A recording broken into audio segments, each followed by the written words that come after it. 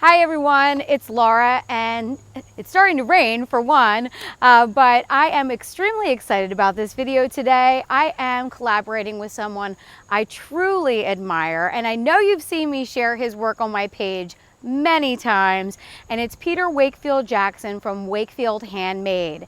I'm going to show you a couple of the pieces I have on my step here right now, and then I'm going to cut to Peter out in his studio in Wisconsin, and he's going to show us how he creates some of his red clay pots, and it's so exciting. I watched the video as soon as he sent it to me, and I was just super excited to be able to share it with you guys. There's something about that craft of pottery, just thinking about the artist that made this and created this and all the history behind it. And with Wakefield Handmade's pottery, they look like they've been around for 100 years. It's captivating and old worldly, and it has that cottage charm that you guys know I love in my garden. So come on, and I'll show you a couple of the pots I have here on the steps. And I will link to all these down below so you can check them out at wakefieldhandmade.com. So Peter has 35 years experience, and I think you can see that in how artful and beautiful his work is. Such attention to detail. It's got this beautiful antiquing and patina look to it. All the detailing up along the top, along with the complementing scallops on the saucers.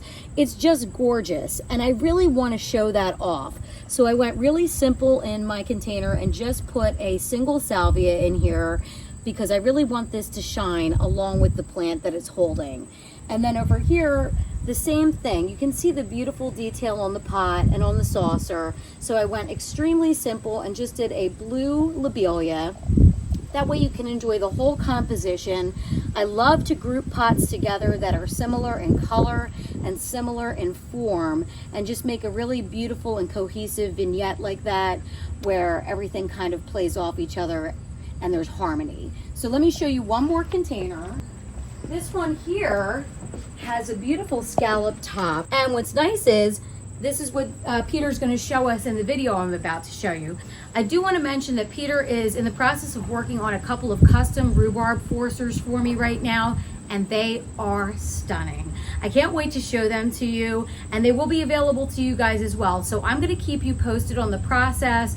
I'll share photos and all the details when those are available, because they are gorgeous and you're gonna love them. But I'm gonna put a link to his storefront down below, along with his social media, and also a coupon code that he has created for How's It Growing. So check that out below. So I'm just gonna go ahead and cut to Peter in his studio right now, and thank you guys so much for watching. Enjoy. Good morning. Ever since I posted some of the red terracotta scallops on my Instagram and Facebook, people have asked to see a little video on how I make them. So here goes. It's 4 pounds of clay. There's your term throwing right there.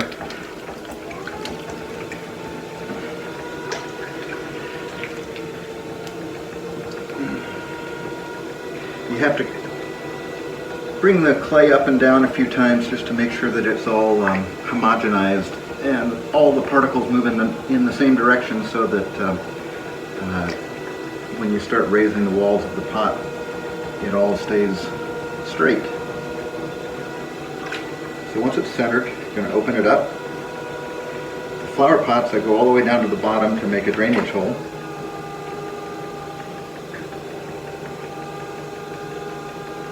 And once I've got the drainage hole and the floor established, then I can start bringing it up. So the first 2 pulls are just with my hands.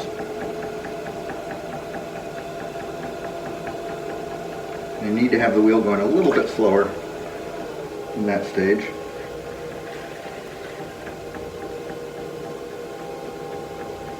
And you'll notice I'm keeping a little bit of extra clay up here at the top where I'm going to make the scallop rim. Also, this is a pointer which tells me how wide and tall it needs to be.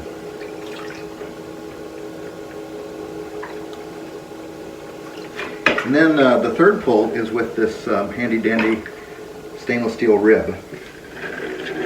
And it gives me a lot of capabilities for evening out the wall and keeping it all smooth.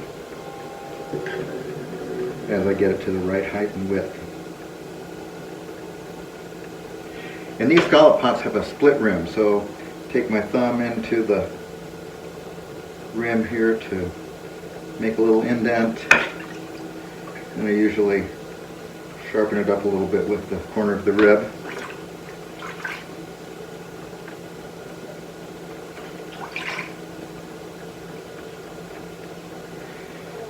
Give it one final look to see if the form is right. Want it to have a little bit of movement and life to it, not just be static and straight. So that's about it. And then I put a line on here with this cobble, which gives an interesting sort of chattered line. And then I'm ready for the stamps. So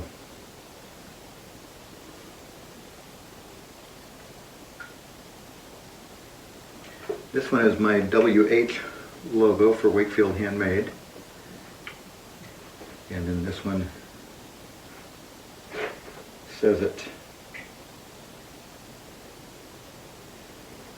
And I put a number 4 on these to show that they are made with 4 pounds of clay. Give the bottom a little bit of a trim. Then I'm ready to make the scallops.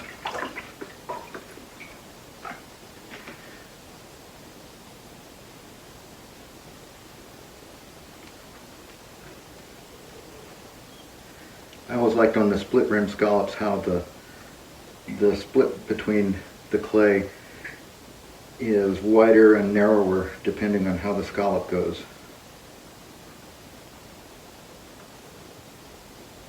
And then the last thing I do is give it a little touch with this brush to make sure there aren't any sharp edges on the scalloping. So there you have it.